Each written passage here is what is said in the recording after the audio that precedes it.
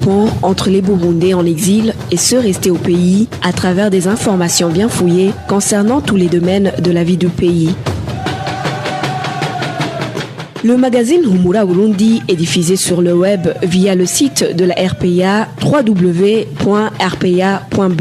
Humura Burundi. Nous sommes le dimanche 23 juin 2019. Bienvenue amis fidèles de la RPA à ce magazine Humura Burundi dont voici les principales articulations.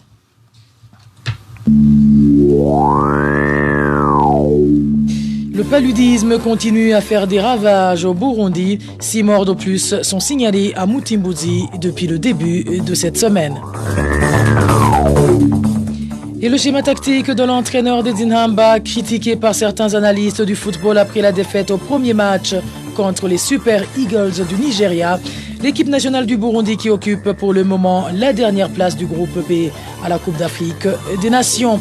Et comme tous les dimanches, vous suivrez la rubrique Ouahuka dans la seconde partie du magazine. Aujourd'hui, la rubrique est consacrée à l'utilisation exclusive des médicaments génériques prônés par le gouvernement burundais. Voilà pour le sommaire. Je vous rappelle que si vous venez de nous capter, vous pouvez également retrouver ce magazine sur nos différents comptes, que ce soit sur Twitter, SoundCloud ou YouTube. Dans quelques poussières de secondes, le développement de ces titres.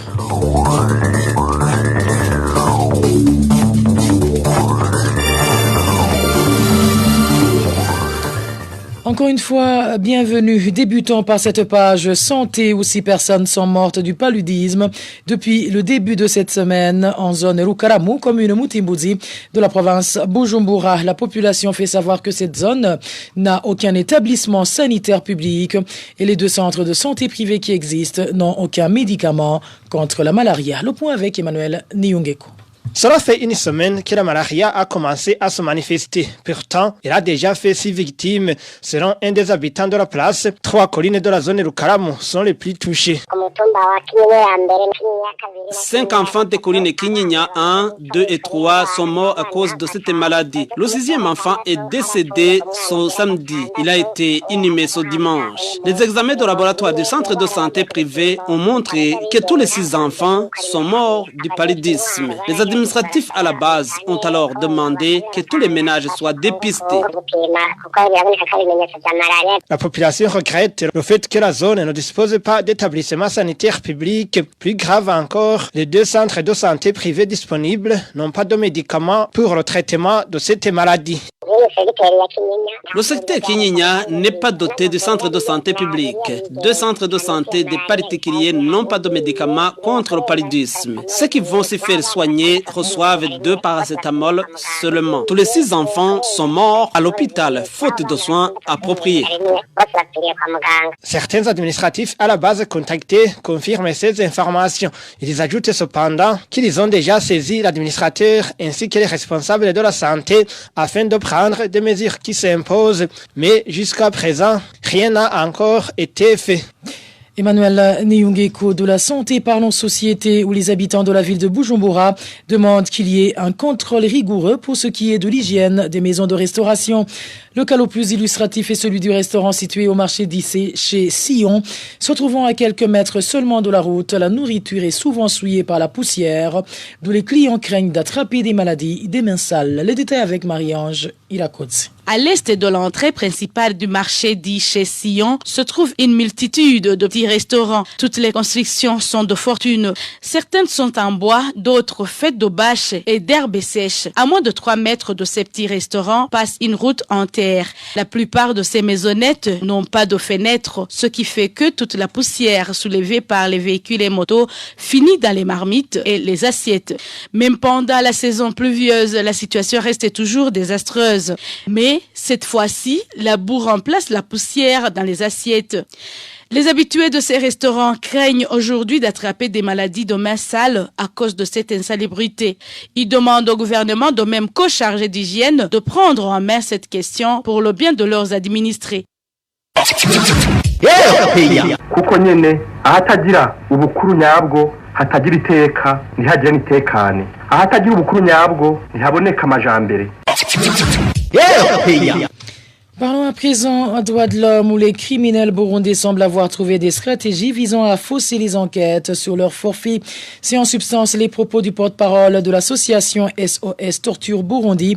Aimé Kwizera indique que sur 4 personnes tuées au cours de cette semaine, 3 ont été retrouvées et pendues sur des arbres, comme si elles s'étaient suicidées. L'association SOS Torture regrette également le fait que le gouvernement continue à verrouiller l'espace politique. Suivez Aimé Kwizera, il est le porte-parole de l'association SOS Torture Burundi. Le Burundi mentionne au moins 4 personnes qui ont été assassinées. 3 des victimes ont été retrouvées pendues à 3 différentes localités de la province Bubanza, alors qu'un autre a été assassiné à Gitega. Et ce société Burundi note une nouvelle méthode de cacher la vérité en stimulant le suicide et déroutant ainsi les enquêtes. Le deuxième volet concerne les atteintes aux droits et à la liberté de mouvement, où des jeunes du parti au pouvoir Imbonerakure continuent à briller dans les actes d'intimidation à l'égard des membres de l'opposition à les tabassant, les arrêtant. Le cas de Salvatore Budigoma, qui a été tabassé à Rustak,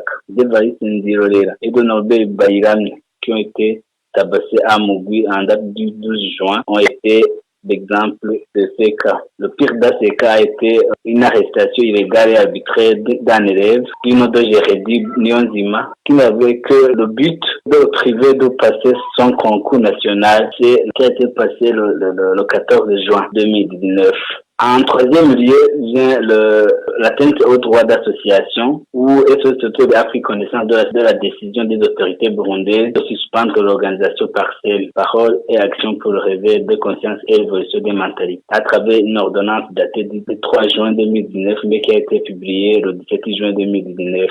SOS Burundi note que l'organisation partielle était une des rares organisations de la société civile indépendante qui avait pu reprendre les activités après une première suspension en 2015, qui avait également visé une dizaine d'autres organisations et des médias indépendants.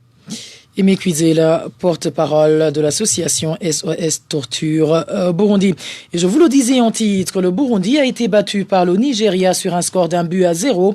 C'était hier au stade Alexandria d'Égypte pour son tout premier match à la Coupe d'Afrique des Nations des seniors. Le Burundi n'a pas démérité selon la plupart des analystes sportifs. Mais cela dit, il y en a qui pensent que l'équipe nationale burundaise était capable de faire mieux. Qu'est-ce qui a alors fait défaut aux Zinhamba lors de ce premier match de poule? C'est la première question que notre confrère Emile Nibasumba a posée au journaliste des sports Désiré Hatungimana. Suivi. Je dirais que l'équipe nationale du Burundi n'a pas démérité du tout. C'est une équipe qui a rencontré une formation très solide, une grande nation du football africain.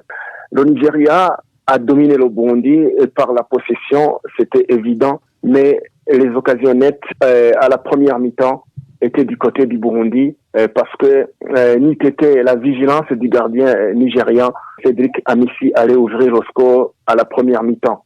Nous avons vu que le Burundi n'a pas tremblé devant ce géant du football africain, mais les Nigérians ont montré qu'ils sont supérieurs aux Zinhamba Murugamba. Parce que si on regarde comment ils passaient sur les côtés, ils ont montré un football de qualité, mais je peux féliciter les défenseurs burundais parce que ils ont maîtrisé ces attaquants nigérians. Heureusement pour le Burundi, parce que ni qu'était cette vigilance des défenseurs, le Nigeria allait marquer très tôt. Et même s'ils ont perdu, ils n'ont pas démérité. Je pense que le Burundi a montré un bon visage. Je pense que même les analystes du ballon rond ont vu que le Burundi n'est pas ce petit pays d'Afrique de l'Est, qui n'est pas connu sur le continent africain, mais un pays qui a un football moderne, un football de qualité, qui peut même jouer les troubles faites dans les matchs à venir. Mais il y en a qui font des critiques envers l'entraîneur de l'équipe nationale burundaise. Ils estiment qu'il n'a pas réellement joué son rôle comme il faut. Qu'est-ce que vous en pensez? Je suis du côté de ces gens-là qui critiquent la tactique de l'entraîneur parce que on a vu qu'il a beaucoup tâtonné. Avec les 11 de départ, c'est très différent par rapport aux joueurs qu'il a utilisés pendant les éliminatoires.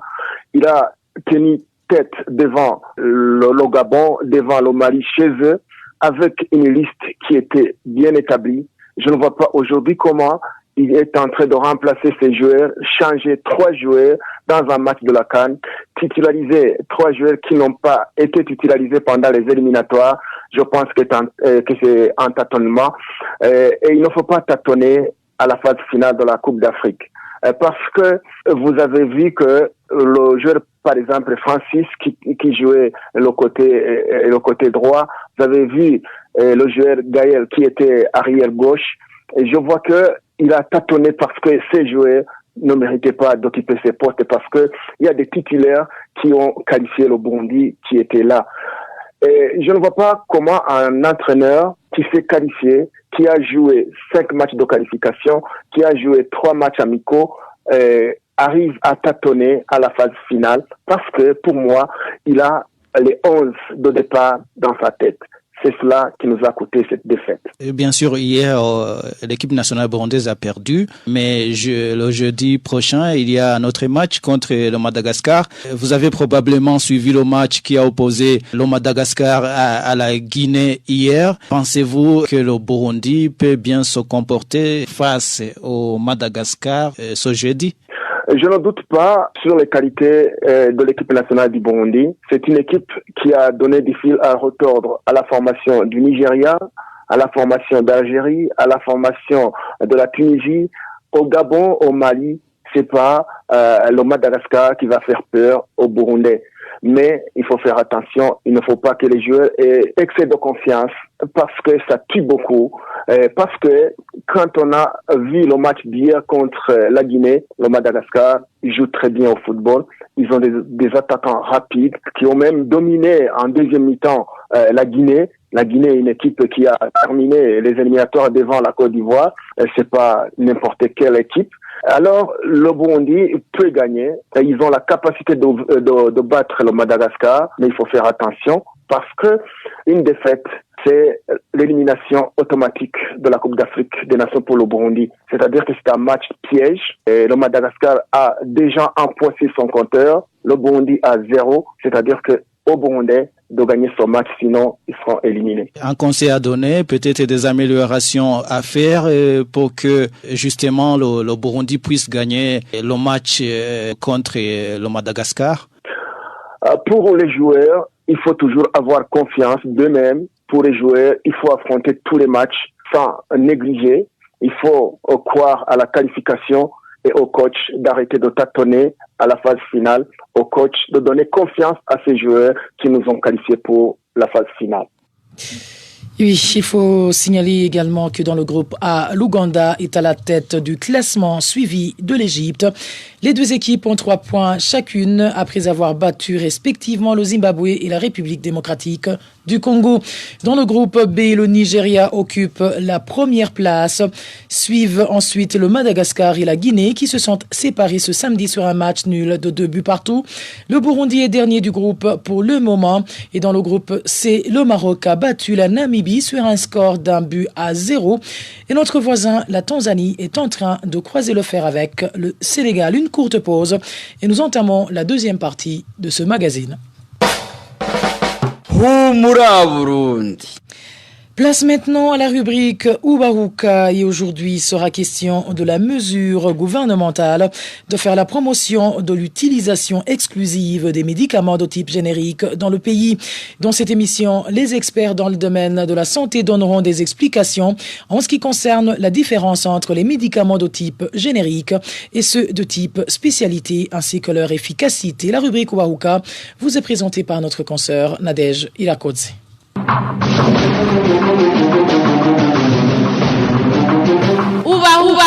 Ubahuka.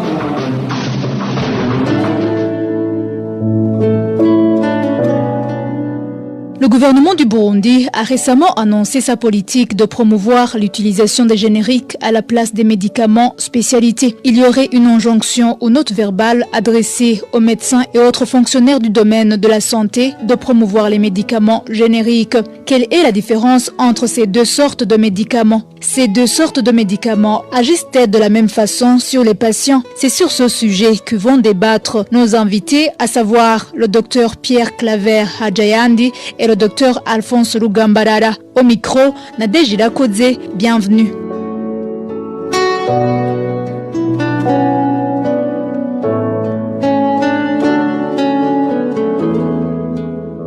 Au cours du mois de mai de cette année 2019, le ministre des Droits de l'Homme et de la Solidarité, Martin Nivyabandi, a annoncé au nom du gouvernement sa volonté de promouvoir les médicaments génériques à la place des spécialités. L'une des raisons, c'est la non-disponibilité des spécialités à temps réel au Burundi.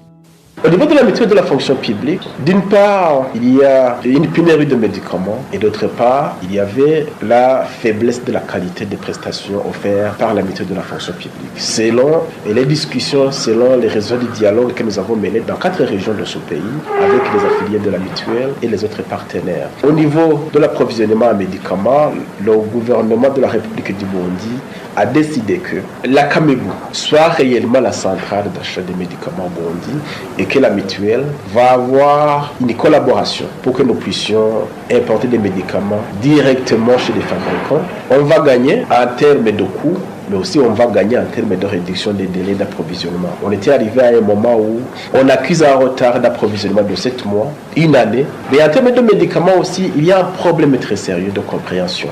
La compréhension, c'est au niveau de la qualité des médicaments dans l'opinion des gens. Les médecins, les pharmaciens nous disent le médicament générique soigne de la même manière que la spécialité. C'est là où il y a un travail de titan d'expliquer. Et dans des réunions que nous avons organisées, nous avons convié les syndicats à ce qu'ils puissent expliquer aux différents affiliés de la mutuelle de la fonction publique que désormais, nous devons nous aligner à la politique nationale. C'est la promotion du médicament générique. Si les gens comprennent, au niveau de la mutuelle de la fonction publique, ce problème de supplément sur les spécialités ne peut pas se poser.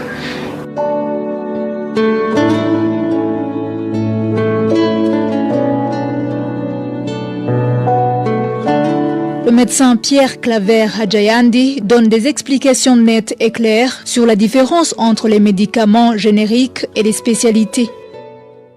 Je dois signaler à l'intention du public que l'utilisation du médicament générique n'est pas une mauvaise chose en soi.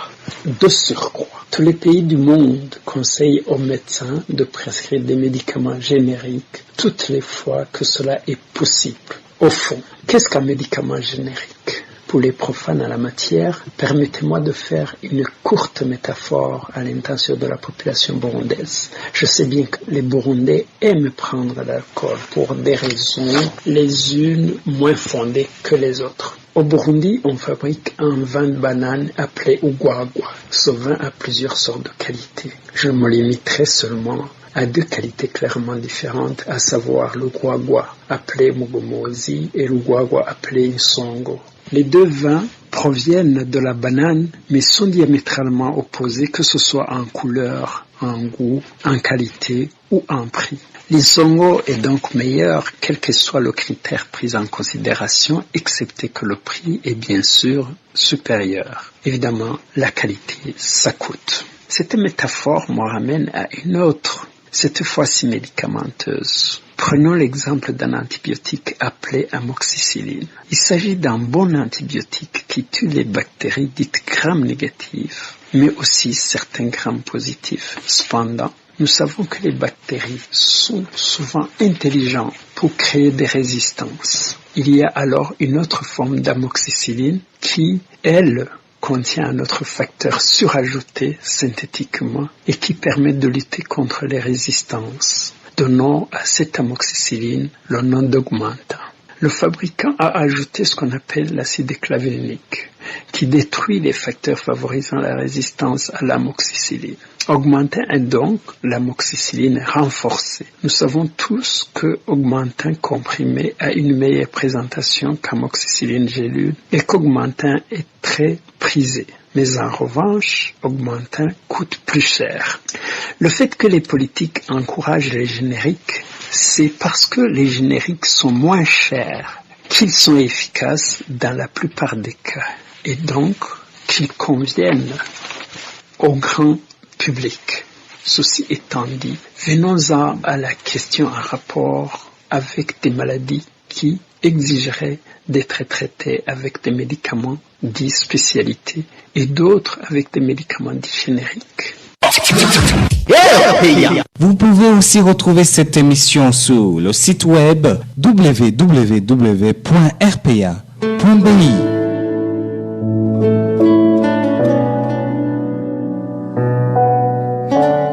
le docteur Alphonse Lugambarara, la question épineuse est qu'en Afrique en général et au Burundi en particulier, il n'y a pas de laboratoire pour pouvoir examiner les médicaments génériques qui sont importés si réellement ils sont conformes aux normes et exigences internationalement reconnues. Le plus grand risque ici en Afrique et en particulier, c'est la quantité de principes actifs, la quantité de molécules, des principes actifs qui se trouvent dans le médicament.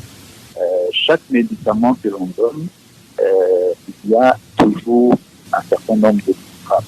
Par contre, le danger qui se trouve, c'est que les fabricants parfois sont très tricheurs et pour gagner plus, ils diminuent le nombre de milligrammes qui se trouvent dans le médicament. Vous pouvez trouver un médicament où on a 500 milligrammes, alors que le comprimé ne contient que 300 milligrammes. C'est vraiment ça, c'est parce que le médicament ne va pas être actif du tout. Donc ça veut dire que le médicament ne contient pas le nombre de milligrammes exigés pour qu'il puisse agir. Ça, pour moi, c'est le plus grand danger pour les médicaments, surtout en Afrique.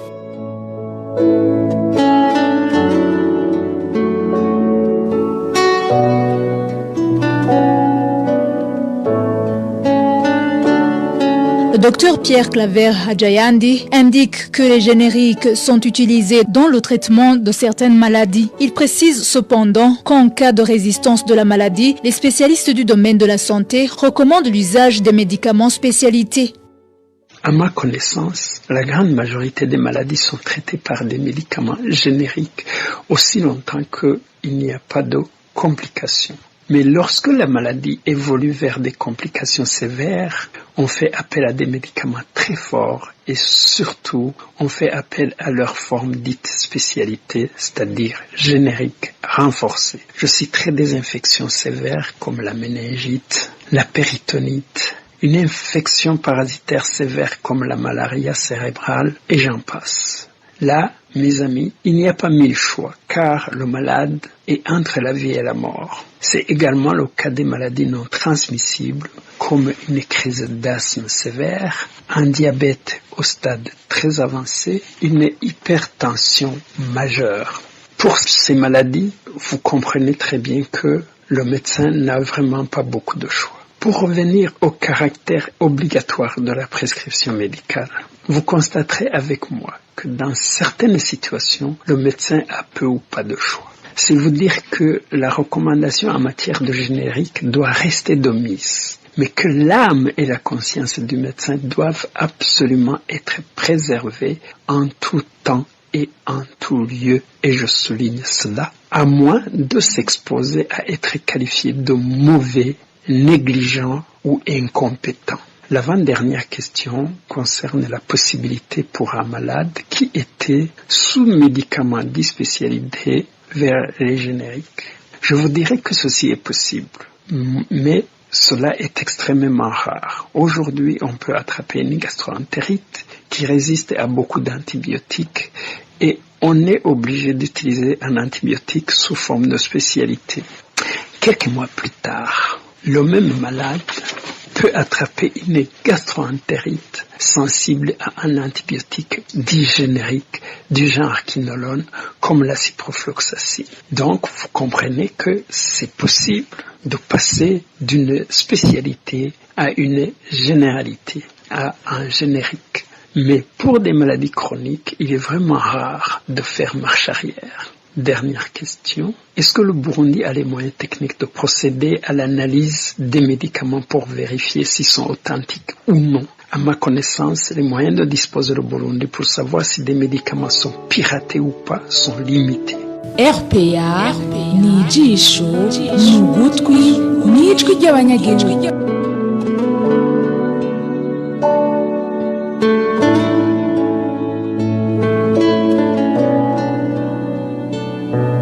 Le docteur Alphonse Lugambarara demande au gouvernement la mise en place des laboratoires d'analyse médicale pour qu'ils puissent se rassurer sur la qualité des médicaments génériques qui sont importés. Ce programme-là de générique est intéressant pour le mettre en pratique, mais véritablement le surveiller et voir qu'il est bien appliqué. mais surtout, il faut l'accompagner avec l'installation d'un laboratoire d'analyse pour que tous les médicaments qui entrent dans le pays soient analysés pour voir si réellement la quantité qu'il y a sur le papier, 500 grammes, 400 grammes, etc., sont réellement ces quantités-là pour que le produit soit véritablement efficace. C'est vraiment la grande chose que les praticiens et les pharmaciens demandent au gouvernement.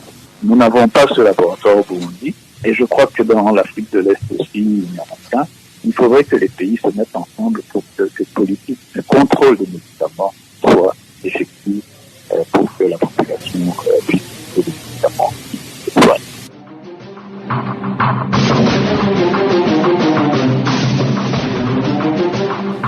C'est sur cette requête du docteur Alphonse Rugambarara que nous clôturons la rubrique Ubahuka de ce dimanche. Merci aux invités. Merci à toute l'équipe de réalisation de cette émission qui était centrée sur les inquiétudes des uns et des autres, sur la promotion des génériques dans le domaine de la santé au Burundi à la place des spécialités. Une émission présentée par Nadège Irakodze. À la prochaine. Ubahuka. Nous nous excusons, chers auditeurs, pour cette mauvaise qualité sonore de quelques éléments passés dans cette rubrique Ubahuka. Et c'est par ici que nous mettons fin au magazine Humura Burundi de ce dimanche 23 juin 2019.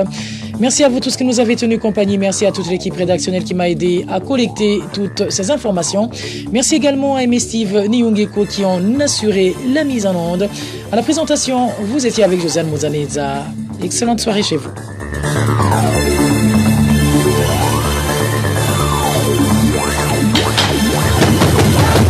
C'était le magazine Humura Burundi. Un magazine campant pour relier les Burundais en exil, et ce toujours au pays, à travers une information de qualité.